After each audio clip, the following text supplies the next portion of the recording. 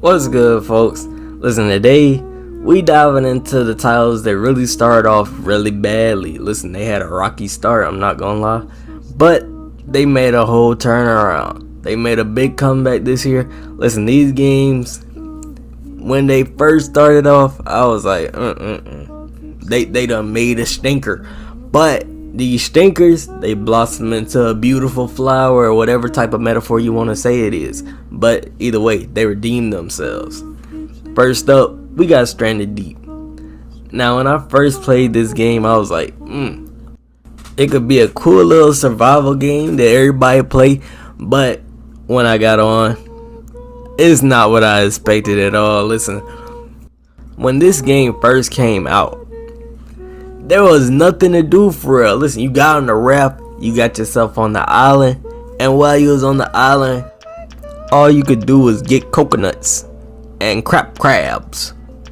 So basically no content, and there was no multiplayer. So basically I just got a single player game to crack coconuts and eat tacos. But they made a whole 180, because now you can make your own island on there, and they added the multiplayer in there. But that's not all. They improved the game mechanics, and they expanded a lot on the survival experience. So now it's actually a good game, and it's a world full of challenges and a lot of adventure to be explored. Now that you can make your own island, like, yeah. And the NPCs are also a lot more interactive now. But next up, listen, this game right here, historical. This is an historical turnaround. We talking about Cyberpunk 2077. It had an absolute terrible launch. I'm talking about bugs everywhere, performance issues, stuff was crashing. I feel like everybody knew about Cyberpunk 2077. Listen, when I first played it, I'm not gonna lie, I was like, oh my gosh, let me put this game down. This game ain't worth it. But Project Red, listen, CD Projekt Red, they turned it all the way around, man. They kept doing relentless updates. They was non-stop with the updates. And now, listen, I went back to play Cyberpunk. This game is so good, bro. Like, I beat the game twice already now, cause the storytelling in this game, amazing. And the gameplay also feel nice. They done got rid of these bugs. They done got rid of the glitches.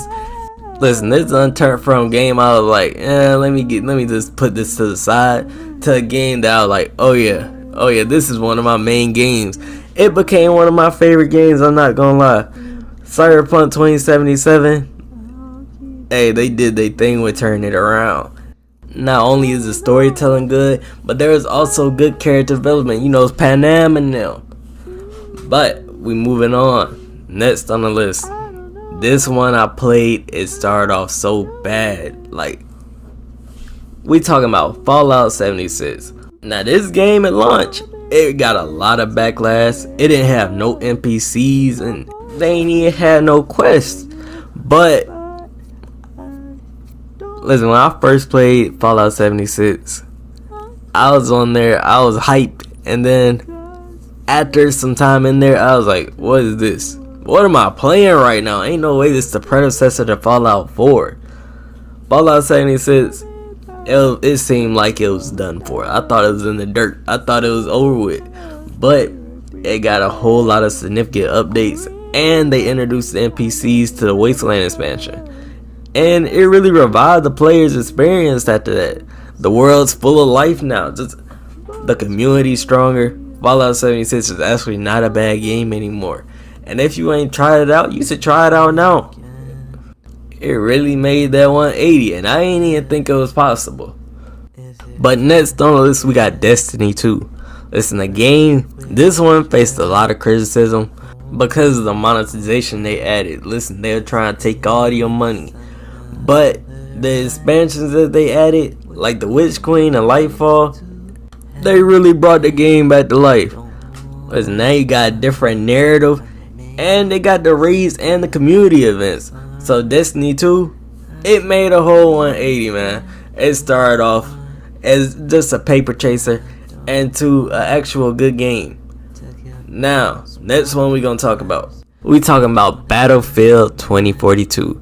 Listen, at launch, Battlefield, it faced a lot of backlash because it was missing a lot of features and it had a lot of technical issues and unbalanced. Listen, some people were OP. It lacked depth. It was terrible, bro. It was bad. Listen, Battlefield 2042, it started off real bad. But like many of the other games, they start pumping out them updates. And the update, it introduced new content. It improved the game to be a lot more balanced and added back some fan favorite features. Like they really took out the scoreboard and the server browser. Like those changes, when it brought back, it made the game a whole lot better.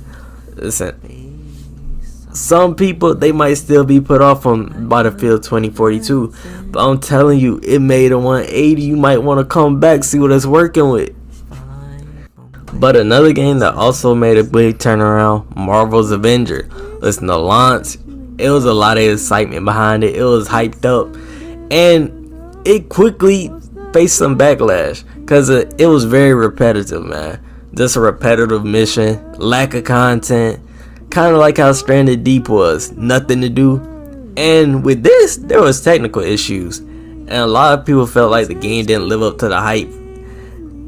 And I gotta agree, but multiple updates, the game introduced new characters, story expansion, and they fixed the gameplay.